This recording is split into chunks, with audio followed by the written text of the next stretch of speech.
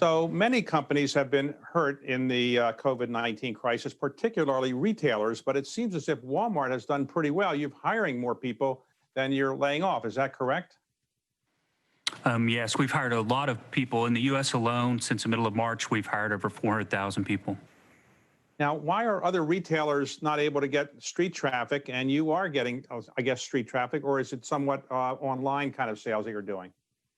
Well, in our case, I think it starts with the fact we sell food and consumables and things people really needed during this crisis. So our form of retail was deemed as essential here in the U.S. and in countries around the world. So we've stayed open mostly throughout the crisis, selling food, consumables, and other things that people need in stores and also online. And you're right. I think you're alluding to the fact that e-commerce has really grown during this period of time, and that's certainly been the case with us. So for everybody who's watching, how many total stores does Walmart have?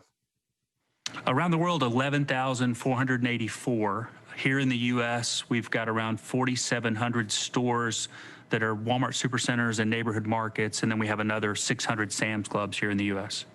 And you've got 2.45 million employees or associates, as you call them.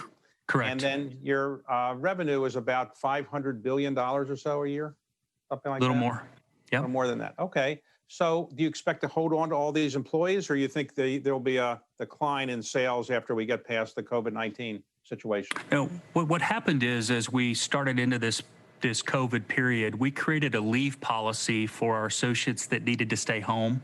If they had a family member to take care of or they had some sort of concern, we created this 3-tier leave policy, and hundreds of thousands of our associates that needed to or wanted to stay home have.